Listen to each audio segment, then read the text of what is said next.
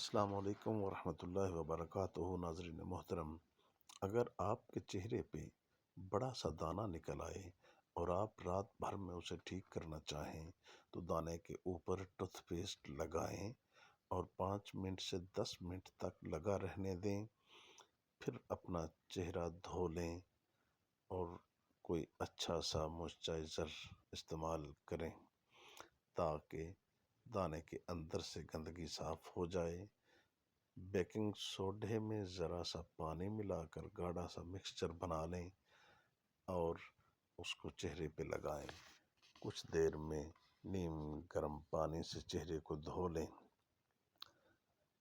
چہرے پر نکلنے والے دانوں کو بار بار ہاتھ نہ لگائیں، پانی زیادہ سے زیادہ پئیں اور میک اپ کم سے کم استعمال کریں۔ انشاءاللہ آپ کا چہرہ بہت خوبصورت ہو جائے گا۔